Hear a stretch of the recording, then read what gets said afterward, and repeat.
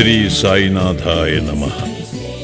శ్రీ సాయి సచ్చరిత్రము 6వ అధ్యాయం. గురు కరస్పర్శ ప్రభావం. శ్రీరామనవమి ఉత్సవము, దాని ప్రారంభము, పరిణామము మొదలగునవి. మసీదు మరమ్మత్తులు. గురు కరస్పర్శ ప్రభావం. సంసారమును సాగరములు జీవుడనడి ఓడను సద్గురుడే సరంగు అయి నడుపునప్పుడు అది సులభముగను సురక్షితముగను గమ్యమును చేరును. సద్గురు అనగానే సాయిబాబా స్ఫురణకు వచ్చుచున్నారు. నా కండ్ల ఎదుట సాయిబాబా నిలిచియున్నట్లు, నా నుదుట ఊదీ పెట్టుచున్నట్లు, నా శిరస్సుపై చేయి వేసి ఆశీర్వదించుచున్నట్లు పొడముచున్నది. నా మనస్సు సంతోషముతో నిండిపోయి కండ్ల నుండి ప్రేమ పొంగి పొరలుచున్నది. గురుహస్తస్పర్శ మహిమ అద్భుతమైనది. ప్రళయాగ్నిచే కూడా కాలనట్టి వాసనామయమైన సూక్ష్మ శరీరము గురు కరస్పర్శ తగులగనే భస్మమైపోవును. అనేక జన్మార్జిత పాప సంచయము పటాపంచలైపోవును. ఆధ్యాత్మిక సంబంధమైన విషయములు వినుటకే విసుగుపడు వారి వాక్కు కూడా నెమ్మది పొందును. శ్రీ సాయి సుందర రూపము కాంచుటతోడనే కంఠము ఆనందాతిరేకముతో గద్గదముగును. కన్నుల నుండి ఆనందాశ్రవులు పొంగి పొరలును. హృదయము భావోద్రేకముతో యుక్రి బిక్కిరియగును. నేనే తానును పరబ్రహ్మ స్వరూపమును స్ఫురణ మేల్కొని ఆత్మసాక్షాత్కారానందమును కలిగించును. నేను నీవు అను భేదభావమును తొలగించి బ్రహ్మైక్యానుభవమును సిద్ధింపచేయును. నేను వేద పురాణాది సద్గ్రంథములు చదువునప్పుడు నా సద్గురుమూర్తియే అడుగడుగునకు జ్ఞప్తికి వచ్చుచుండును. నా సద్గురువైన శ్రీ సాయిబాబాయే శ్రీరాముడిగా శ్రీకృష్ణుడిగా నా ముందు నిలిచి తన లీలలను తామే వినిపింపచేయునట్లు తోచును. నేను భాగవత పారాయణకు పూనుకొనగనే శ్రీ సాయి ఆపాదమస్తకము కృష్ణుని వలె అనిపించును. భాగవతము ఉద్ధవ గీతయు తామే పాడుచున్నట్లు అనిపించును. ఎవరితోనైనా సంభాషించుచున్నప్పుడు సాయిబాబా కథలే ఉదాహరణముగా నిచ్చుటకు జ్ఞప్తికి వచ్చును. నాకై నేను ఏదైనా వ్రాయు తలపెట్టినచో ఒక మాటగాని వాక్యముగాని వ్రాయుటకు రాదు. వారి ఆశీర్వాదము లభించిన వెంటనే రచనాధార అంతులేనట్లు సాగును. భక్తునిలో అహంకారము విజృంభించగానే బాబా దానిని అణచివేయును. తన శక్తితో వాని కోరికలను నెరవేర్చి సంతుష్టి చేసి ఆశీర్వదించును. సాయి పాదములకు సాష్టాంగ నమస్కారము చేసి సర్వస్వ శరణాగతి చేసిన వానికి ధర్మార్థ కామ మోక్షములు కరతలామలకములగును. భగవత్ సాన్నిధ్యమునకు పోవుటకు కర్మ, జ్ఞాన, యోగ, భక్తి మార్గములనడి 4 త్రోవలు గలవు. అన్నిటిలో భక్తి మార్గము కష్టమైనది. అది ముండ్లు గోతులతో నిండియుండును. సద్గురుని సహాయముతో ముండ్లను గోతులను తప్పించుకొని ముందుకు సాగినచో గమ్యస్థానము అవలీలగా చేరవచ్చును. ఈ సత్యమును దృఢముగా నమ్ముడని శ్రీ సాయిబాబా నొక్కి వక్కానించిడివారు. స్వయం సత్తాకమైన బ్రహ్మము జగత్తును సృష్టించు ఆ బ్రహ్మ యొక్క శక్తి మాయ సృష్టియను ఈ మూడింటి గూర్చిన తత్వ విచారము చేసి వాస్తవమునకు ఈ మూడును ఒక్కటియే అని సిద్ధాంతీకరించి బాబా తన భక్తుల శ్రేయస్సుకై చేసిన అభయ ప్రధాన వాక్యములను రచయిత ఈ క్రింద ఉదహరించుచున్నాడు. నా భక్తుని ఇంటిలో అన్నవస్త్రములకు ఎప్పుడూ లోటుండదు. నా యందే మనస్సు నిలిపి భక్తి శ్రద్ధలతో మనఃపూర్వకముగా నన్నే ఆరాధించువారి యోగక్షేమములను నేను చూచెదను. కావున వస్త్రాహారముల కొరకు ప్రయాసపడవద్దు. నీకేమైనా కావలసిన భగవంతుని వేడుకును. ప్రపంచములోని కీర్తి ప్రతిష్టలకై ప్రాగులాడటమాని దైవము యొక్క దర్బారులో మన్ననలు పొందుటకు, భగవంతుని కరుణాకటాక్షములు సంపాదించుటకు యత్నించము. ప్రపంచ గౌరవమందుకొను భ్రమను విడువు. మనస్సునందు ఇష్టదైవము యొక్క ఆకారమును నిలుపుము. సమస్తేంద్రియములను మనస్సును భగవంతుని ఆరాధన కొరకే నియమింపు. ఇతరముల వైపు మనస్సు పోనివ్వకము. ఎల్లప్పుడూ నన్నే జ్ఞప్తి యందుంచుకొనుము. మనసును ధన సంపార్జనము, దేహ పోషణ, గృహ సంరక్షణము మొదలగు విషయముల పట్ల సంచరించకుండా గట్టిగా నిలుపుము. అప్పుడది నెమ్మది వహించి శాంతముగను చింతారహితముగను ఉండును. మనస్సు సరైన సాంగత్యములోనున్నదనుటకు ఇది గుర్తు. చంచల మనస్కునకు స్వాస్థ్యము చిక్కదు. బాబా మాటలు ఉదాహరించిన పిమ్మట గ్రంథకర్త షిరిడీలో జరుగు శ్రీరామనవమి ఉత్సవమును వర్ణించుటకు పూనుకునేను. షిరిడీలో జరుగు ఉత్సవములన్నిటిలో శ్రీరామనవమియే గొప్పది. సాయిలీల పత్రికలో షిరిడీలో జరుగు శ్రీరామనవమి ఉత్సవము గురించి విపులముగా వర్ణించబడినది. దాని సంగ్రహము ఇట పేర్కొనబడుచున్నది. కోపర్గాంలో గోపాలరావు గుండెనతడు పోలీస్ సర్కిల్ ఇన్స్పెక్టర్గా నుండెను. అతడు బాబాకు గొప్ప భక్తుడు. అతనికి 3 భార్యలున్నప్పటికీ సంతానము కలుగలేదు. శ్రీ సాయి ఆశీర్వచనముచే అతనికి ఒక కొడుకు పుట్టెను. ఆ ఆనంద సమయంలో అతనికి షిరిడీలో ఉరుసు ఉత్సవము నిర్వహించవలనను ఆలోచన కలిగినది. ఉరుసు అనగా సమాధి చెందిన మహమ్మదీయ మహాత్ముల దర్గాల వద్ద ఏటేటా భక్తులు జరుపుకొను ఆరాధనోత్సవము. తన ఆలోచనను తాత్యా కోతే పాటిల్, దాదా కోతే పాటిల్, మాధవరావు దేశపాండే తదితర తక్కిన సాయి భక్తుల ముందుంచాను. వారంతా దీనిని ఆమోదించిరి. బాబా ఆశీర్వాదమును అనుమతిని పొందిరి. ఇది 1897లో జరిగెను. ఉరుసు ఉత్సవము జరుపుకోవటానికి జిల్లా కలెక్టర్ అనుమతికై దరఖాస్తు పెట్టిరి. గ్రామకరణము దానిపై ఏదో వ్యతిరేకముగా చెప్పినందున అనుమతి రాలేదు. కాని బాబా ఆశీర్వదించి ఉండుటచే మరల ప్రయత్నించగా వెంటనే అనుమతి వచ్చెను. బాబా సలహాననుసరించి ఉరుసు ఉత్సవమును శ్రీరామనవమి నాడు చేయుటకు నిశ్చయించిరి. ఈ ఉరుసు ఉత్సవమును శ్రీరామనవమి నాడు జరుపుకున్నట్టులో హిందూ మహమ్మదీయుల సమైక్యతాభావము బాబా ఉద్దేశము కాబోలు. భవిష్యత్ సంఘటనలను బట్టి చూడగా బాబా సంకల్పము నెరవేరినట్లు స్పష్టమగుచున్నది. ఉత్సవము జరుపుటకు అనుమతైతే వచ్చెను గాని ఇతర అవాంతరములు కొన్ని తలెత్తినవి. చిన్న గ్రామమైన షిరిడీలో నీటి ఎద్దడి అధికముగా నుండెను. గ్రామమంతటికి 2 నూతులుండేవి. ఒకటి ఎండాకాలములో ఎండిపోవుచుండెను. రెండవ దానిలోని నీళ్లు ఉప్పనివి. ఈ సమస్యను బాబాకు నివేదించగా బాబా ఆ ఉప్పు నీటి బావిలో పువ్వులు వేశాను. ఆశ్చర్యకరముగా ఆ ఉప్పు నీరు మంచినీడుగా మారిపోయినవి. ఆ నీరు కూడా చాలకపోవుటచే తాత్యా పాటీలు దూరము నుంచి మోటల ద్వారా నీరు తెప్పించాను. తాత్కాలికముగా అంగళ్ళు వెలిసినవి. కుస్తీ పోటీలకు ఏర్పాట్లు చేయబడినవి. గోపాలరావు గుండునకొక మిత్రుడు గలడు. వాని పేరు దాము అన్నాకా సార్. అతనిది అహ్మద్నగర్. అతనికిని 2 భార్యలున్నప్పటికీ సంతానము లేకుండెను. అతనికి కూడా బాబా ఆశీర్వాదముచే పుత్ర సంతానము కలిగెను. ఉత్సవము కొరకు ఒక జెండా తయారు చేయించవలనని గోపాలరావు అతనికి పురమాయించాను. అటులనే నానాసాహెబ్ నిమోన్కరును ఒక నగిషీ జెండా తెమ్మని కోరెను. ఈ 2 జెండాలను ఉత్సవముతో తీసుకుని పోయి మసీదు 2 మూలలందు నిలబెట్టిరి. ఈ పద్ధతిని ఇప్పటికీ అవలంబించుచున్నారు. బాబా తాము నివసించిన ఈ మసీదును ద్వారకామాయి అని పిలిచెడేవారు. చందనోత్సవం సుమారు 5 ఏళ్ల తరువాత ఈ ఉత్సవముతో పాటు ఇంకొక ఉత్సవము కూడా ప్రారంభమయ్యాను. కొరాళా గ్రామమునకు చెందిన అమీర్ శక్కర్ దలాల్ అను మహమ్మదీయ భక్తుడు చందన ఉత్సవమును ప్రారంభించాను. ఈ ఉత్సవము గొప్ప మహమ్మదీయ పకీరుల గౌరవార్థము చేయుదురు. వెడల్పు పల్లెరములో చందనము ముద్ద ఉంచి తలపై పెట్టుకుని సాంబ్రాణి ధూపములతో బాజా భజంత్రీలతో ఉత్సవము సాగించెదరు. ఉత్సవము ఊరేగిన వెమ్మట మసీదునకు వచ్చి మసీదు నింబారులోనూ గోడలపైనను ఆ చందనమును చేతితో అందరూ తట్టెదరు. మొదటి 3 సంవత్సరములు ఈ ఉత్సవమును అమీర్ శక్కర్ నిర్వహించాను. పిమ్మట అతని భార్య ఆ సేవను కొనసాగించాను. ఒకే దినమందు పగలు హిందువులచే జెండా ఉత్సవము, రాత్రులందు మహమ్మదీయులచే చందనోత్సవము ఏ అరమరికలు లేక జరుగుచున్నవి. ఏర్పాట్లు. షిరిడీలో జరుగు శ్రీరామనవమి ఉత్సవము బాబా భక్తులకు ముఖ్యమైనది, పవిత్రమైనది. భక్తులందరూ వచ్చి ఆ ఉత్సవములో పాల్గొనచుండిరి. బయట ఏర్పాట్లన్నీ తాత్యా కోతే పాటిల్ చూచుకునేవారు. ఇంటి లోపల చేయవలసినవన్నీ రాధాకృష్ణమాయి అను భక్తురాలు చూచుచుండెను. ఉత్సవ దినములలో ఆమె నివాసము భక్తులతో నిండిపోయేటిది.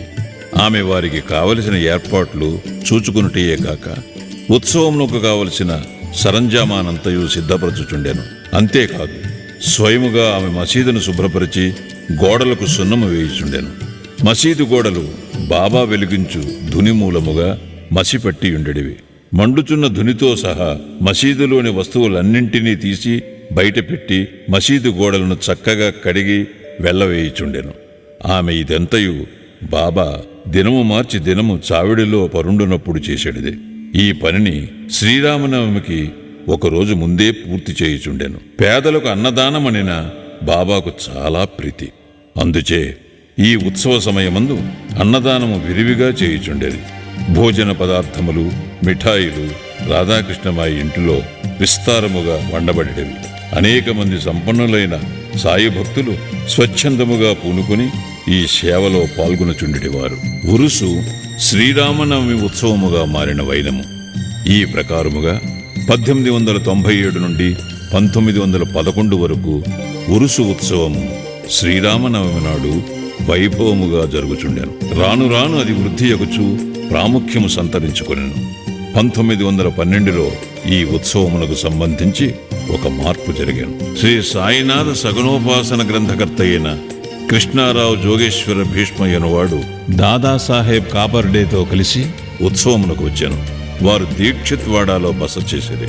ఉత్సవము ముందు రోజు కృష్ణారావు దీక్షిత్వాడ వసారాలో పండుకొని ఉండెను.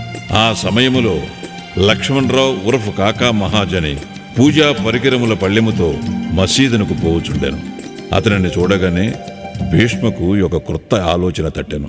వెంటనే కాకా మహాజనిని దగ్గరకు పిలిచి అతనితో ఉరుసు ఉత్సవమును శ్రీరామనవమి నాడు చేయమనుటలో భగవదుద్దేశమేదియో ఉండవచ్చును. శ్రీరామనవమి హిందువులకు చాలా ముఖ్యమైన పర్వదినము కనుక ఈ దినముందు రామజన్మోత్సవము ఏల జరపకూడదు అని అడిగాను.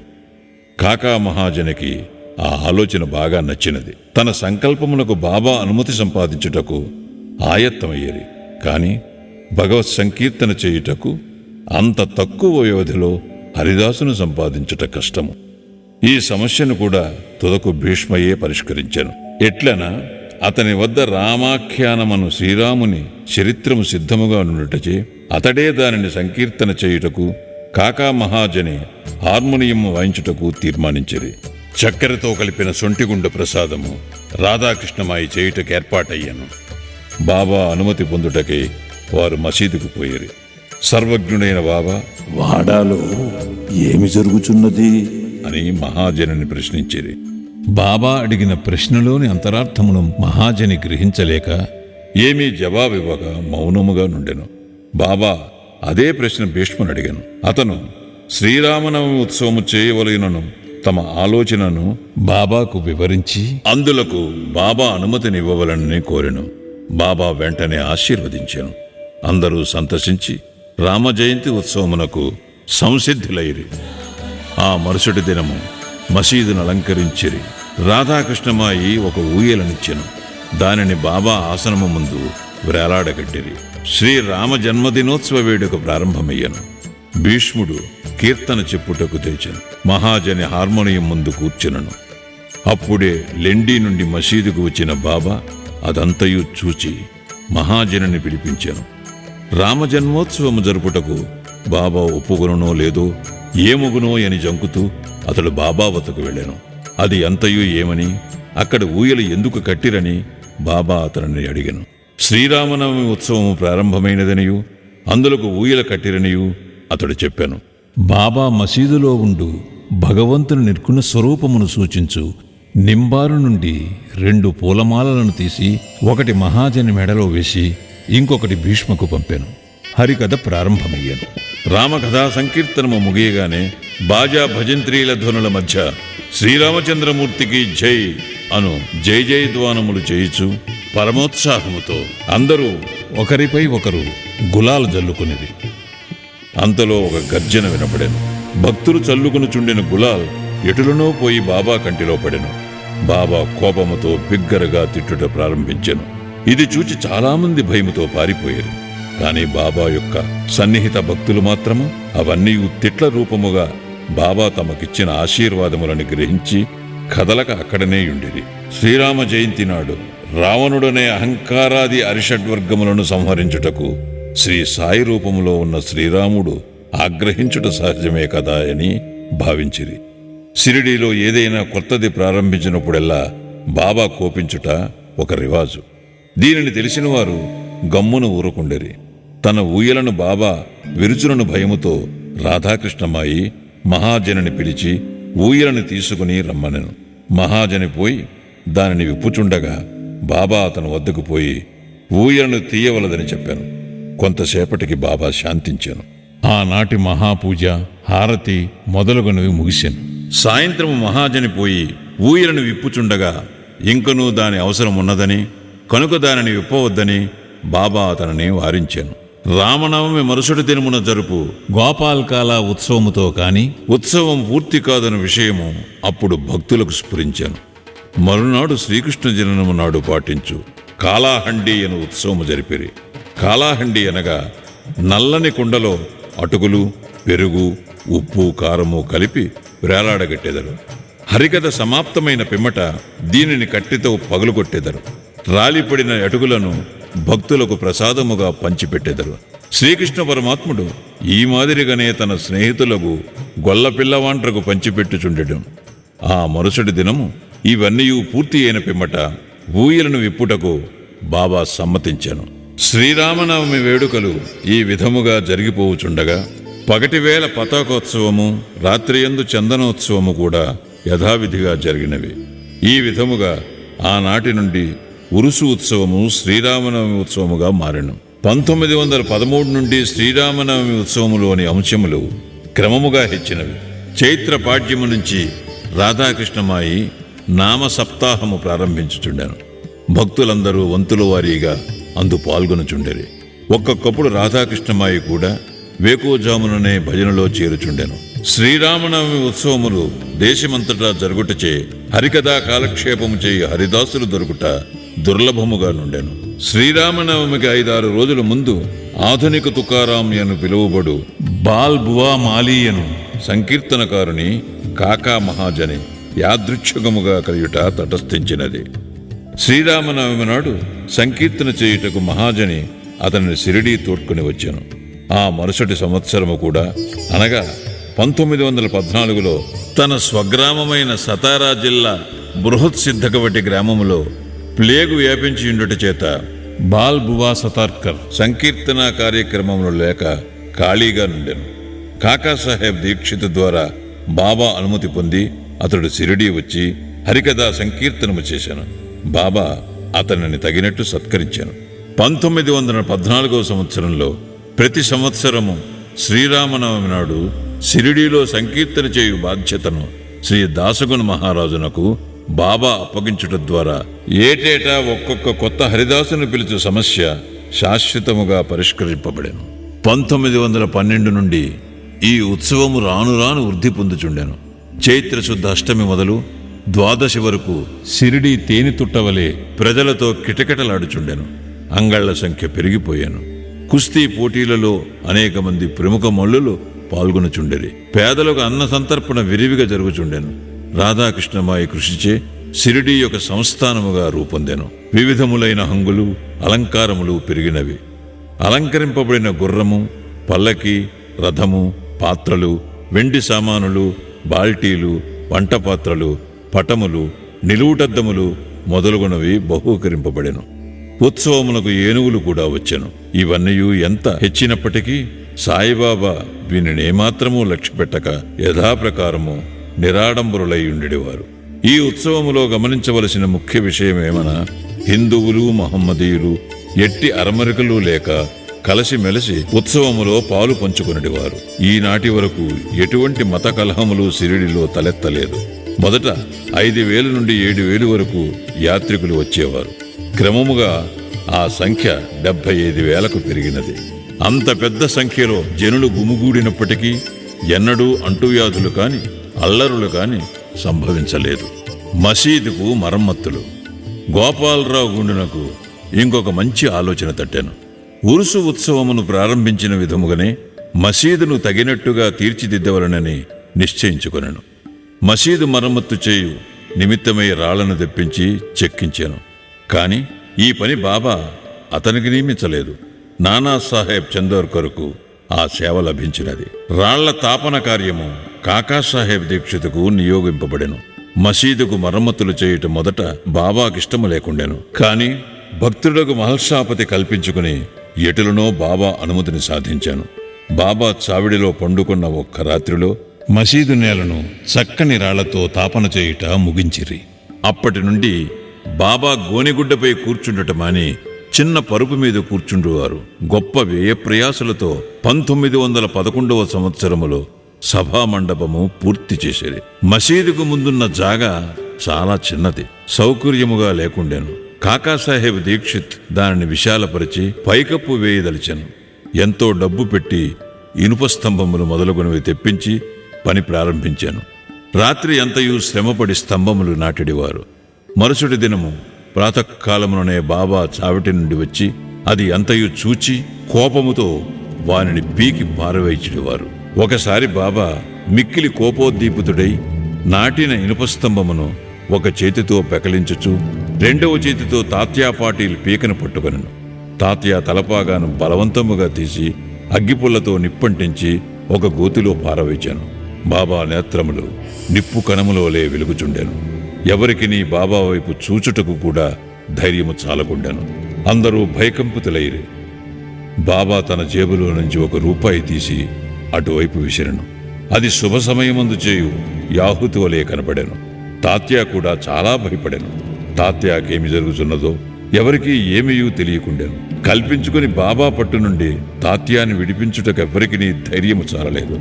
ఇంతలో కుష్ఠిరోగియు బాబా భక్తుడు అగు భాగోజీ షిందే కొంచెం ధైర్యము కూడగట్టుకుని ముందుకు పోగా బాబా వానిని ఒక పక్కకు త్రోసివేశాను. మాధవరావు సమీపించబోగా బాబా అతనిపై ఇటుకురాయి రువ్వాను. ఎంతమంది ఆ జోలికి పోదలిచిరో అందరికీ ఒకే గతి పట్టాను. కానీ కొంతసేపటికి బాబా శాంతించాను. ఒక దుకాణదారుని పిలిచి వాని వద్ద నుంచి ఒక నగిషీ జరీపాగాను కొని తాత్యాను ప్రత్యేకముగా సత్కరించుటగా అన్నట్లు దానిని స్వయముగా తాత్యా తలకు చుట్టాను. బాబా యొక్క ఈ వింత చర్యను చూచిన వారెల్లరూ ఆశ్చర్యమగ్నులైరి. అంత త్వరలో బాబాకెట్లు కోపము వచ్చాను. ఎందుచేత నీ విధముగా తాత్యాను శిక్షించాను, వారి కోపము తక్షణమే ఎట్లు చల్లబడెను అని అందరూ ఆలోచించుచుండిరి. బాబా ఒక్కొక్కప్పుడు శాంతమూర్తి వలె కూర్చుండి అత్యంత ప్రేమానురాగముతో మాట్లాడుచుండువారు. అంతలో అకారణముగా కోపించుడివారు. అటువంటి సంఘటనలు అనేకములు గలవు. కాని ఏది చెప్పవలనని విషయము తేల్చుకొనలేకున్నాను. అందుచే నాకు జ్ఞాపకం వచ్చినప్పుడల్లా ఒక్కొక్కటి చెప్పేదను. 6వ అధ్యాయం సంపూర్ణం. సద్గురు శ్రీ సాయినాథార్పణమస్తు. శుభం భవతు.